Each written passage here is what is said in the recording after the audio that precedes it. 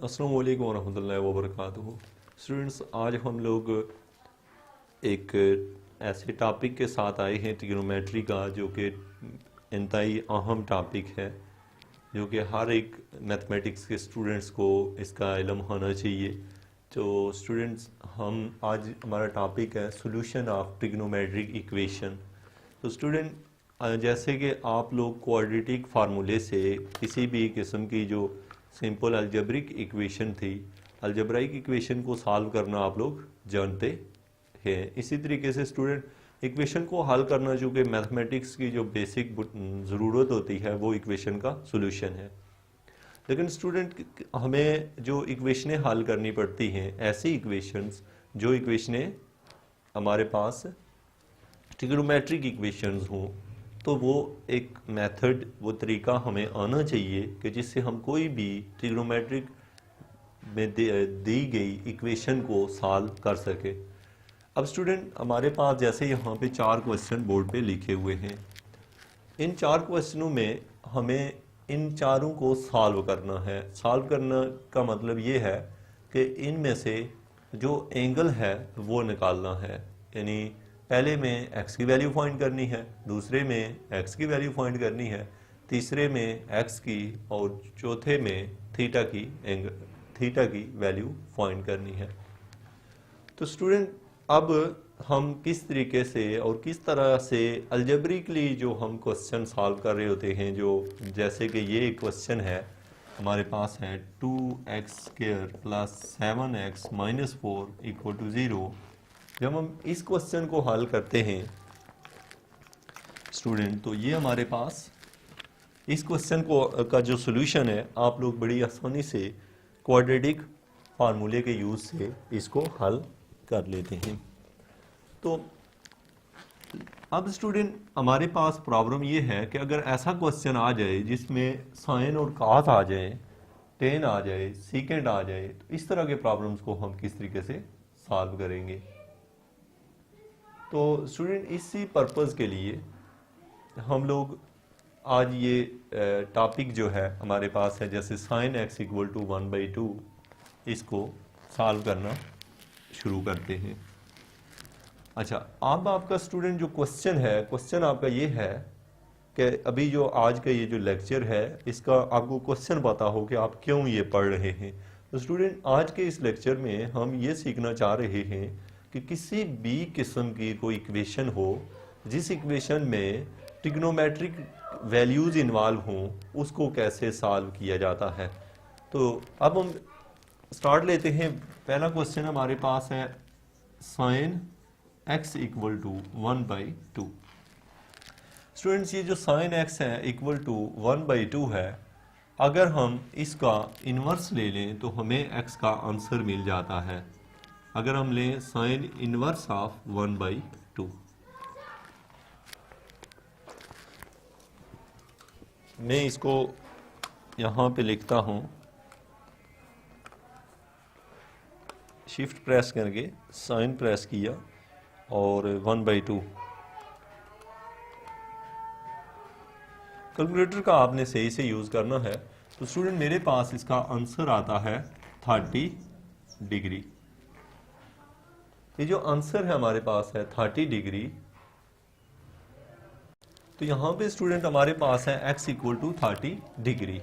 अब ये जो 30 डिग्री हमारे पास रिजल्ट आया है, इस रिजल्ट का स्टूडेंट हम लोगों ने इसको हम अगर रेडियन मेजर में लिखें तो ये बन जाएगा मल्टीप्लाई बाई π/180 डिग्री। तो ये स्टूडेंट, इसकी अगर कटिंग करें आप लोग तो π/6 आ जाता है। यह आपने x निकाल लिया। तो क्या किया स्टूडेंट, बहुत सिंपल है। आपने साइन को उस साइड पे ले जाके साइन इनवर्स ऑफ 1/2 किया। ये x की वैल्यू 30 डिग्री निकली। आपने कैलकुलेटर से इसको हल किया और उसके बाद आपने इसे रेडियन मेजरमेंट में लिख लिया है। तो ये स्टूडेंट, जो हमारे पास वैल्यू निकली है, ये आपका सोल्यूशन इनफ नहीं है। अब इसमें आपने क्या चीज़ देखनी होती है, आपने शुरू का सवाल देखना है, और सवाल को अगर आप लोग गौर से देखें तो sin x का आंसर 1/2 है, जो कि एक पॉजिटिव आंसर है। अब स्टूडेंट, आप ये चीज़ तो जानते ही हैं कि हमारे पास 4 क्वाड्रेंट होते हैं। क्वाड्रेंट कितने हैं? 4 हैं। उन 4 में जो पहला क्वाड्रेंट होता है उसमें ऑल पॉजिटिव होते हैं। ऑल पॉजिटिव मीन 6 की 6 ट्रिग्नोमेट्रिक रेशियोज पॉजिटिव होती हैं। दूसरे क्वाड्रेंट में साइन और जो साइन का रेसिप्रोकल होता है जिसको हम लोग कोसेकेंट कहते हैं, ये दोनों पॉजिटिव होते हैं। और यहाँ पे स्टूडेंट कॉस थीटा और सीकेंट थीटा पॉजिटिव होते हैं। और यहाँ पे टेन थीटा और कॉट थीटा पॉजिटिव होते हैं। ये बात आप लोग जानते हैं। अब स्टूडेंट हमारा क्वेश्चन ये है कि साइन का आंसर पॉजिटिव है, इसका मतलब ये है कि इसके 2 सॉल्यूशन आएंगे। कहाँ? क्यों? क्योंकि टोटल 4 क्वाड्रेंट होते हैं, 4 में से साइन 2 जगहों पे पॉजिटिव होता है। तो स्टूडेंट फिर देख लें, आपने पहला आंसर निकाल लिया है, लेकिन ये एक अकेला आंसर काफ़ी नहीं है। इसलिए क्योंकि जो साइन होता है वो 2 क्वाड्रेंट में पॉजिटिव होता है, पहले में भी और दूसरे में भी। तो इसलिए स्टूडेंट ये तो पहले का आंसर आ गया है हमारे पास। अब दूसरे क्वाड्रेंट का आंसर कैसे निकलेगा, इस चीज़ को आपने यहाँ समझना है। तो स्टूडेंट याद रखें आप कि जब भी आपको दूसरे क्वाड्रेंट में जाना होगा ना, आप लोग इसको पाई कहते होते हैं, इसको पाई कहते हैं। ये यहाँ 0 भी होता है और 2 पाई भी होता है। यहाँ पे स्टूडेंट π/2 होता है, लेकिन हमारे पास जो है यहाँ पे 3π/2 होता है। लेकिन आपको इससे अभी कोई कंसर्न नहीं है। आपका मकसद ये है कि आपको जो चीज़ यहाँ समझनी है वो ये है कि आपने दूसरे क्वाड्रेंट में जाना है। दूसरे में जाने का मतलब ये होता है स्टूडेंट कि आप पाई में से कुछ निकाल दें। स्टूडेंट अगर आपको तीसरे क्वाड्रेंट में जाना हो तो आप पाई में कुछ ऐड कर दें। अगर स्टूडेंट आपको चौथे क्वाड्रेंट में जाना है तो आप 2 पाई में से कुछ माइनस कर दें। कुछ मीन कि जैसे कि हमारे पास π/6 है, हम अगर दूसरे क्वाड्रेंट में जाना चाहते हैं तो हम यहाँ पे ये बन जाएगा पाई माइनस π/6। तो ये जो स्टूडेंट ये बना है ये हम दूसरे क्वाड्रेंट में शिफ्ट हो गए हैं। इसी तरीके से स्टूडेंट अगर हम π/6 को क्वाड्रेंट नंबर 3 में लेके जाना चाहते हैं तो हमें पता है पाई में π/6 ऐड करेंगे। और अगर स्टूडेंट हम लोग चौथे क्वाड्रेंट में आना चाहते हैं तो वो हो जाएगा 2 पाई में हम लोग π/6 ऐड करेंगे, सॉरी सब्ट्रैक्ट करेंगे, क्योंकि हम उल्टा आए हैं ना, इधर आए हैं।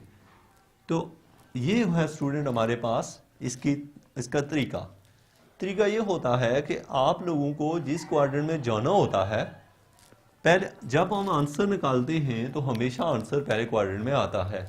अब आपने स्टूडेंट जिस क्वाड्रेंट में जाना हो, अगर आपने दूसरे क्वाड्रेंट में जाना हुआ तो आप 180 में से वो एंगल निकाल देंगे। अगर आपने तीसरे क्वाड्रेंट में जाना हुआ तो आप 180 यानी पाई के अंदर वो एंगल ऐड कर देंगे जो आपने निकाला होगा। और अगर आप चौथे क्वाड्रेंट में हैं तो उस सूरत में 2 पाई में से वो निकालना पड़ेगा। अब आपके जहन में एक क्वेश्चन पैदा हो रहा है कि हम लोग इन एंगल्स को क्यों नहीं छेड़ रहे, इनमें से प्लस माइनस क्यों नहीं कर रहे। तो स्टूडेंट याद रखें कि हम हमेशा एक्स एक्सिस के लिहाज से एंगल को देखते होते हैं, क्योंकि जब हमारा एंगल बनता है तो हम यूं एंगल देखते होते हैं, या फिर इधर एंगल बने तो एक्स एक्सिस के साथ जो एंगल बन रहा होता है ना वो देखा करते हैं। कभी ये नहीं देखते कि वाई एक्सिस के साथ एंगल कितना बन रहा है। अभी जब मैं इसको हल करूंगा तो आप इसको समझ जाएंगे। अब देखें हमारे पास ये आ गया फर्स्ट क्वाड्रेंट। अब हम यहाँ पे बात लिख देते हैं, सिंस जो x है ऐसे लिखें, साइन x इज पॉजिटिव। चूंकि साइन x जो था वो उसका आंसर पॉजिटिव दिया हुआ है, तो फिर क्या होगा, सो जो x होगा लाई इन कौन कौन से क्वाड्रेंट में होगा student, quadrant number 1 and quadrant 2। अब हमारे पास यानी कि 2 आंसर आएंगे, एक आंसर होगा पहले क्वाड्रेंट का और दूसरा आंसर होगा दूसरे का। अब स्टूडेंट पहले का तो यही आंसर रहेगा क्योंकि ये पहले से पहले क्वाड्रेंट में है, तो हम लिखेंगे x इक्वल टू π/6। और दूसरा आंसर स्टूडेंट होगा, चूंकि हमने दूसरे क्वाड्रेंट में जाना है तो हम क्या करते होते हैं, पाई में से π/6 को माइनस कर देते हैं, तो ये आंसर आ जाएगा स्टूडेंट 6π - π, ये मैंने जस्ट एलसीएम लिया है, ये बन गया 5π/6। तो ये देखें स्टूडेंट, आपने इस इक्वेशन को हल कर लिया। यूँ तो आपको लगा होगा कि ये थोड़ा सा लेंथी है, लेकिन बिल्कुल भी लेंथी नहीं है, क्योंकि फर्स्ट टाइम हमें अपना आइडिया बनाने में, यानी कि इन चीज़ों को समझने में वक्त लगता है। उसके बाद हम किसी भी किस्म के प्रॉब्लम को इसी पॉलिसी के ऊपर सॉल्व कर सकते हैं। अब स्टूडेंट एक और बात याद रखें कि अगर क्वेश्चन के साथ यहाँ शुरू में ये इंटरवल दिया हो कि आपने 0 से लेके 2π तक जाना है, तो फिर आंसर इसी तरीके से लिखे जाते हैं।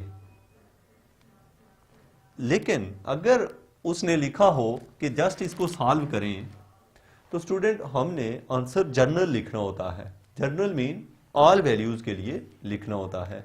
तो ऑल वैल्यूज़ के लिए लिखने में याद रखें कि आपका जो सोल्यूशन सेट होगा, अगर ये चीज़ साथ ना दी हो, ये अगर नहीं दिया हुआ, तो आप लोग अपना सोल्यूशन सेट यूँ लिखेंगे, एक है π/6 प्लस 2nπ, ये लिखेंगे। अब यहाँ पे आप यूनियन डालेंगे और फिर दूसरा जो आंसर है आपका वो है 5π/6 प्लस 2nπ। अब स्टूडेंट ये वाली बात आपने क्लियर करनी है अभी कि ये 2nπ क्यों लिखा है।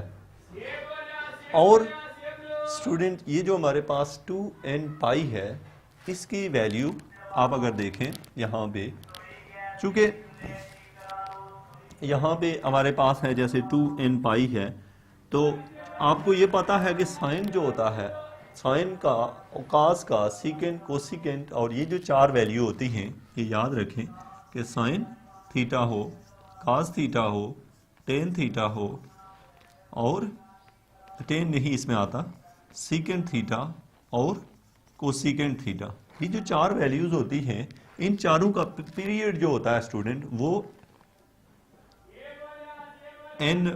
क्या होता है, 2π होता है।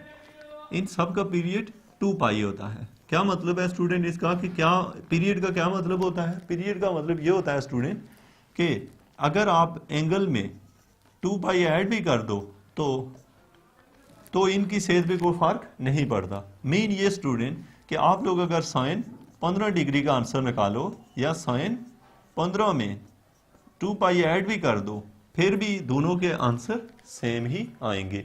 इसलिए स्टूडेंट कि हमें इसका आंसर भी वही मिलेगा, और यहाँ पे n की जगह अगर हम 1 2 3 4 5 पुट करें तो ये लाखों करोड़ों वैल्यू बनेगी और उन सब का आंसर भी वही आएगा। अब स्टूडेंट शायद कि मैं आपको एक चीज़ अभी समझा नहीं पाया, वो ये है कि आपका ये जो 2nπ है, जिसको हम लोग जनरल एंगल कहते हैं, आपके जहन में क्वेश्चन अराइज हो रहा है कि हमें, और दूसरा सवाल ये है कि क्या हम हमेशा 2nπ लिखते हैं जब जनरल एंगल लिखते हैं? तो स्टूडेंट नहीं, जब टेन हो, क्योंकि जो साइन का, सीकेंड और कोसिकेंड का पीरियड 2π होता है और टेन का जो होता है स्टूडेंट वो पाई होता है। इसलिए अगर यहाँ पे साइन की जगह टेन दिया हो या कॉट दिया हो, तो उस सूरत में यहाँ पे आप स्टूडेंट nπ लिखते हैं। क्या लिखते हैं आप लोग? nπ लिखते हैं, 2 नहीं साल लिखते। लेकिन जब उसके अलावा यानी इन चारों में से कुछ दिया हो, तो फिर हम इसको 2nπ लिखते हैं। अभी जब हम नेक्स्ट क्वेश्चन की तरफ बढ़ेंगे तो आप काफ़ी हद तक इन चीज़ों को समझ चुके होंगे, और मुझे उम्मीद है कि लेक्चर के एंड पे आप लोग किसी भी किस्म के जो ट्रिग्नोमेट्रिक इक्वेशंस हैं उनको आप सॉल्व करना सीख जाएंगे। तो स्टूडेंट अब हमारा ये है कि हमने ये देखा कि सबसे पहले जो वैल्यू दी होती है उस वैल्यू को फाइंड करते हैं और किसी क्वाड्रेंट में मूव कैसे करते हैं। अगर उसके साथ हमें फिक्स दिया हो कि आपने 0 से लेके 360 तक ही जाना है, तो ये जो दो एंगल होते हैं ये 0 से 360 के दरमियान में होते हैं। और अगर ओपनली है, मेन आपको जनरल फॉर्म में लिखना है, तो उस सूरत में आप लोग अपने उसी आंसर के अंदर 2n पाई ऐड कर लेते हैं। अब स्टूडेंट हम चलते हैं क्वेश्चन नंबर 2 की तरफ। अब क्वेश्चन नंबर 2 में स्टूडेंट क्या है हमारे पास, यहाँ पे देखें तो ये लिखा हुआ है 1 plus cos x equal to 0। अब स्टूडेंट हम क्या चाहते हैं, यहाँ से x की वैल्यू निकालना चाहते हैं, तो आप जानते हैं कि ये -1 उधर जाएगा तो -1 हो जाएगा। अब स्टूडेंट यहाँ से x इक्वल टू ये बन जाएगा cos इनवर्स ऑफ -1। लेकिन याद रखें स्टूडेंट, आप लोग जब आंसर निकालते हैं तो हमेशा से माइनस को आप लोग इग्नोर कर देंगे जो 20 सवाल आप कर रहे होंगे। ये याद रखना आपने कि आपने इसका जब आंसर निकालना है तो माइनस को फिलहाल आप इग्नोर करोगे। क्यों, उसकी रीजन मैं आपको बताता हूं। क्योंकि हमें जो चीज चाहिए होती है ये है cos इनवर्स ऑफ 1 लिखूंगा मैं। तो स्टूडेंट मेरे पास जो आंसर आ रहा है वो है, तो चूंकि ये आ ही स्टूडेंट रहा है, चूंकि ये एक बात याद रखना कि अगर यहां पे मेरे पास इसका आंसर आ रहा है 0। अब स्टूडेंट प्रॉब्लम ये है कि यहां पे आप माइनस लें। क्यों लें, क्योंकि ये हमारे पास यहां पे आंसर आ जाएगा cos inverse of -1 cos inverse of -1 180 आ रहा है, 180 आ रहा है। मैं वो केस भी आपको बताऊंगा जिसमें हमने यहाँ पे माइनस नहीं लेना। अब स्टूडेंट यहाँ पे एक खास बात है कि वो अभी आप यहाँ समझेंगे। इसको मैं रेडियन में कन्वर्ट करूँ तो ये बन जाएगा पाई बाई 180 से कट जाएगा तो मेरे पास आंसर स्टूडेंट आ जाएगा पाई। अब स्टूडेंट एक मसला है, मसला ये है कि ये जो पाई होता है ये आपको पता है कि किसी भी क्वाड्रेंट में नहीं आता, यानी कि 180 डिग्री इस लाइन के ऊपर आता है, 180 डिग्री इस लाइन के ऊपर आता है, इसलिए इसका एक ही आंसर होगा क्योंकि ये किसी भी और क्वाड्रेंट में नहीं है। अगर स्टूडेंट आप लोग चूंकि 360 ऐड करो तो घूम के यहीं आ जाओगे। अब आपने ये है कि इसका आंसर चूंकि एक लाइन के ऊपर आ रहा है, इस लाइन के ऊपर ही आ रहा है, तो आपने ना तो कुछ ऐड करके आगे जा सकते हैं, ना सब्ट्रैक्ट करके पीछे आ सकते हैं। तो अब स्टूडेंट ये अगर आपका जो सोल्यूशन है वो यूं हो जाएगा, सोल्यूशन साइड वो हो जाएगा पाई प्लस 2n पाई। ये चूंकि cos था तो इसलिए इसको यूं लिख लिया। ये हमारे पास इसका एक ही सोल्यूशन निकला है, ये इसकी जनरल फॉर्म है और ये एक वैल्यू इसकी है। अब स्टूडेंट हमारे पास है नेक्स्ट क्वेश्चन है। यहाँ पे इस क्वेश्चन में आपने ये खूबी देखी कि ये क्या है, जो हमारी लाइन है किसी भी क्वाड्रेंट में नहीं आ रहा, क्वाड्रेंट के ऊपर आ रहा है। यहां पे नेक्स्ट जो है हमारे पास क्वेश्चन नंबर है 3। बड़े इंटरेस्टिंग क्वेश्चन है ये। 4 cos square x -3 equal to 0। Hopes कि आप अगर इसको अंडरस्टैंड कर लेते हैं तो आप लोग ट्रिग्नोमेट्रिक जो इक्वेशंस होती हैं उनका सोल्यूशन जान जाएंगे। और अब यहाँ पे स्टूडेंट हमें x की वैल्यू निकालनी है, तो हमें पता है हम लिखेंगे cos square x equal to 3, cos square x equal to 3। अब स्टूडेंट यहाँ से बनेगा cos square x equal to 3/4। यहाँ से हमारे पास है दोनों साइडों पे हम ले लेते हैं, इधर भी और इधर भी रूट लिया, तो ये स्टूडेंट बनेगा cos x इक्वल टू 3/√2 आ जाएगा और इसके साथ स्टूडेंट प्लस माइनस आ जाएगा। अब यहाँ पे स्टूडेंट आप देखें तो आपके पास दो आंसर निकले हैं इसके। अब आप क्या करेंगे, यहाँ से इसके दो हिस्से बनाएंगे। एक हिस्से में हम लिखेंगे कि cos जो x है वो इक्वल है √3/2 और दूसरे हिस्से में स्टूडेंट हम लिखेंगे cos x इक्वल टू -√3/2। अब स्टूडेंट ये वाला जो है ये कह रहा है कि cos पॉजिटिव है, तो इसका मतलब है कि ये कह रहा है, आपको पता है cos कहाँ होता है, ये कह रहा है कि ये पहले क्वाड्रेंट में और चौथे क्वाड्रेंट में आता है। तो हम यहाँ पे लिखेंगे since cos x is positive in कौन कौन से क्वाड्रेंट में है student, first and four. First and four में क्या है, ये पॉजिटिव है, तो इसका मतलब है इसके दो आंसर निकलेंगे, एक आएगा पहले में और एक आएगा चौथे में। अब स्टूडेंट आप क्या करोगे, आप अपने कैलकुलेटर से ये काम करोगे, x equal to cos inverse of √3/2। ये काम आप रफ में कर लेंगे, रफ में ये चीज़ लिख लें और इसका अंडर ले लें। मैं लिखता हूँ यहाँ स्टूडेंट cos इनवर्स ऑफ √3/2।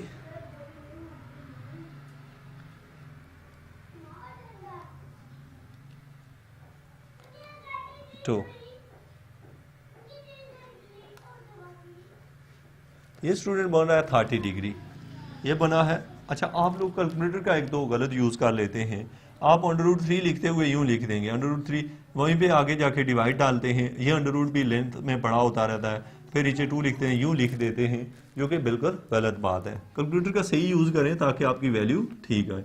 यानी आप पहले लिखेंगे √3 और फिर अपने बटन से, कैलकुलेटर के बटन से अंडर से बाहर निकलेंगे, बाहर निकल के फिर स्टूडेंट यहाँ पे डिवाइड डालेंगे, बाद में 2 लिखेंगे। और ये चीज़ आपके कैलकुलेटर पे आपको दिखाई देनी चाहिए, गलत तरीके से ना लिखें। ये ना आप यूँ लिख के आप सोचें कि हम लोगों का आंसर वैसा नहीं आ रहा। अब स्टूडेंट इसको हल किया तो ये बना 30 डिग्री। अब इसे हम, ये काम आप रफ में कर रहे हैं, x इक्वल टू ये जो 30 डिग्री है स्टूडेंट, इसको आप लोग लिखें π/180। अब इसको कटिंग करें तो ये बनता है π/6। तो ये है स्टूडेंट, ये आपने रफ में ये प्रोसेस कर लिया, ठीक है, इसको कहीं नोट कर लें, ये आपने प्रोसेस कर लिया। अब स्टूडेंट आपने दो क्वाड्रेंट में जाना है, एक में तो आपने जो यहाँ लिखना है ये तो रफ में आपने कर लिया, ये प्रोसेस आपका रफ में है। लिखेंगे क्या आप ये लिख देंगे, एक आपका आंसर आ जाएगा x इक्वल टू π/6 और दूसरा आंसर क्या आ जाएगा, आपने कौन से क्वाड्रेंट में जाना है, चौथे में। तो मैंने आपको सिखाया था चौथे में जाने के लिए 2π - π/6 कर देंगे, चौथे में ऐसे ही जाते होते हैं। ये बन गया स्टूडेंट 12π - π/6, तो ये बनता है स्टूडेंट 11π/6। तो ये आपने स्टूडेंट हल कर लिया, आपने दोनों एंगल का लिए, पहले क्वाड्रेंट का भी और चौथे का भी। अब स्टूडेंट हम मूव करते हैं इस हिस्से पे, ये हिस्सा ये कह रहा है, यहां पे हम लिखेंगे since cos x is negative इन कौन कौन से क्वाड्रेंट में है स्टूडेंट, नेगेटिव होता है दूसरे और तीसरे में, 2 and 3, कौन से क्वाड्रेंट में, 2 and 3। तो इट मीन के हम लोग क्या करेंगे, यहाँ पे दो आंसर निकलेंगे। लेकिन स्टूडेंट यहाँ पे जो बात मैंने आपको बताई थी, आपने जो रफ में प्रोसीजर करना है, ये प्रोसीजर आपने रफ में करना है, एग्जैक्टली इसका भी रफ में प्रोसीजर करें। और क्या प्रोसीजर करेंगे, वो यूं करेंगे, आप लिखेंगे cos x इक्वल टू √3/2। अच्छा याद रखें, नेगेटिव छोड़ दें, नेगेटिव को फिलहाल रहने दें आप, ये उसी तरीके से इसी तरीके से स्टूडेंट इसको हल करें। चूंकि नेगेटिव तो आपने छोड़ दिया, आपका वही है, x का आंसर π/6 आ जाएगा। लेकिन ये आंसर नहीं है ओरिजिनल में आपका। अब चूंकि आपका आंसर, तो ये जो आंसर आता है ना स्टूडेंट जो पॉजिटिव के साथ, वो हमेशा पहले क्वाड्रेंट का होता है। आंसर कौन से क्वाड्रेंट का होता है, फर्स्ट क्वाड्रेंट का होता है। अब हमारा प्रॉब्लम ये है कि ये तो फर्स्ट क्वाड्रेंट का है, लेकिन हमें तो सेकंड और थर्ड का चाहिए। तो स्टूडेंट इसको हम सेकंड और थर्ड में लेके चले जाते हैं। कैसे, सेकंड में जब हम जाएंगे तो हमें पता है पाई में से x इक्वल टू पाई में से π/6 निकाल दें। तो इसको आप हल करेंगे तो ये बनेगा 6π - π डिवाइडेड बाई 6 इक्वल टू 5π/6। इसके अलावा स्टूडेंट दूसरा जो पार्ट होगा, आपने तीसरे में जाना है, तो आपको पता है पाई में जो आंसर निकला होता है π/6, वो ऐड करें, 6π + π डिवाइडेड बाई 6, तो ये बनता है 7π/6। तो ये जो है ना, ये आपका रफ प्रोसीजर था, जो आपको मुश्किल लग रहा होता है कि ये निकला कैसे है। तो स्टूडेंट आपने ये देखा कि किसी भी किस्म का जो ट्रिग्नोमेट्रिक इक्वेशन हो तो उसको हम किस तरीके से सॉल्व करते हैं। एक और क्वेश्चन आपका पेंडिंग रह गया, वो ये था कि अगर आपको ऐसा सवाल आ जाए जिसमें साइन भी हो, काज भी हो, टेन भी हो, बहुत सारी वैल्यू हो, तो यहाँ पे तो जितने क्वेश्चन लिखे हुए हैं इनमें पहले में खाली साइन है, दूसरे में ओनली काज, तीसरे में भी काज, चौथे में भी टेन ही है। तो स्टूडेंट उस तरह के क्वेश्चन को भी हम लोग सॉल्व करेंगे नेक्स्ट लेक्चर में, कि ऐसा जिसमें कुछ और आ जाए, बिल्कुल सेम प्रोसीजर होगा स्टूडेंट उसका भी। तो इंशाल्लाह मिलते हैं नेक्स्ट लेक्चर में। Thank you very much for watching education for all.